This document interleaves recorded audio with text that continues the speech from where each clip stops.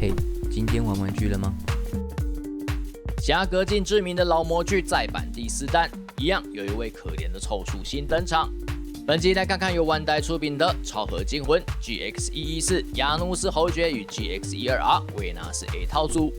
登场于作品《金刚大魔神》，是无敌铁金刚的续篇。在前作的主角去美国留学之后，总是要人留下来担起保卫世界的重任啊，所以就由无敌铁金刚驾驶的爸爸带着战斗专家与他的团队对抗由暗之帝王领军的麦西尼帝国。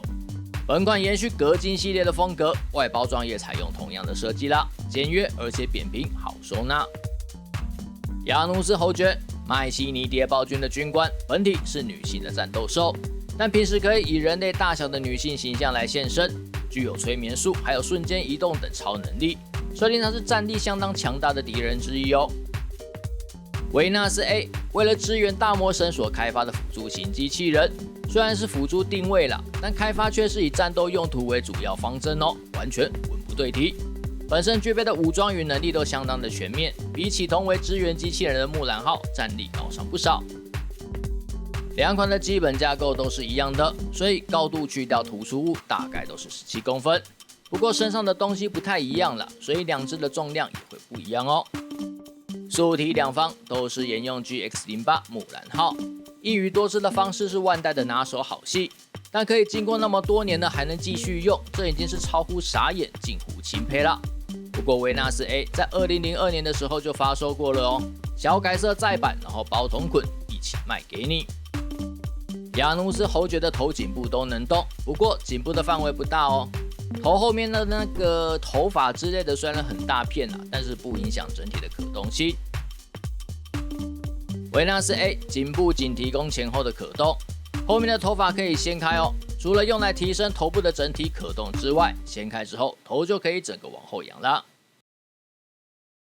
两款的躯干都仅有腰部可动，些微的腰部可动。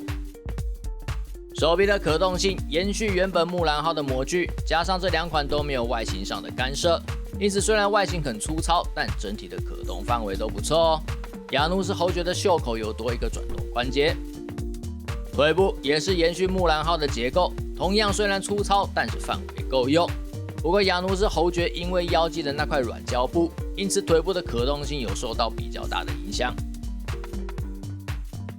当年的反派外形都会刻意做的比较狰狞啊，不过亚努斯侯爵的面雕做的不错，巨大的那个头发也让整个造型看起来像一只猫。右胸的亚努斯飞弹具有发射功能哦，开关就在背后，发射的时候请不要对着人或者是动物。左胸则是亚努斯侯爵人类伪装体的样貌，可惜没有妖婆样貌的替换件啊。腰际的一大块布材质是软胶，但是那个造型是固定的，不能够调整，也不能够拆卸。亚努斯侯爵的主要武装就是很长的爪子，但本款并没有特别的去琢磨，所以并没有什么特殊的功能或是互动方式。维纳斯 A 的脸部刻画我觉得是蛮漂亮的，指挥艇也可以分离哦。驾驶上的前挡别于旧版是实色涂装，这一次改成蓝色的透明零件，可以看到里面合乎比例的驾驶身影。头上的2根天线则是有附属2根预备用的哦。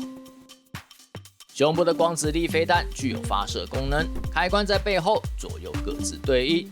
发射的时候记得不要对着人哦，即使它射得不远。也有附属飞弹发射出去之后的挡板，有附属3种的替换手收，但是没有重现手指飞弹。有附属维纳斯飞翼，造型虽然不错，但两边的机翼是不可动、不可替换的。连接点就在背后，相当的粗暴，也没有遮掩，直接装上去，腰带扣上去就完成了。最后是地台支架，又是跟木兰号一样的地台，只是换了个名牌，但有支架1根啊。不过亚努斯侯爵并没有因为新登场就有待遇，没有给他任何的地台支架，惨啊！上次开箱戴安娜 A 与莱茵 X1 套组才在质疑，为何没有用同样的标准去再版维纳斯 A 嘞？你看看，这不就来了吗？然后一样多塞一个初登场的反派角色，用最节省的方式，用最不尊重的方式，用最懒的方式。本次的维纳斯 A 整体来说就只有指挥艇部分有改，本体完全没动哦，连颜色都没有换啊。新登场的亚努斯侯爵则是没有特殊的待遇，模具直接沿用20几年前的，甚至连站着的地台都没有哦。跟上次的莱茵 X1 一样，就只有初登场的唏嘘。总之，不玩收藏用的套组又再一发啦，一次比一次更没有诚意。只是首次商品化的亚努斯侯爵就仅此一家啦，物以稀为贵。若你觉得不稀的话，那就没事，可以省下来啦。就这样，记得点赞、订阅、分享，拜拜。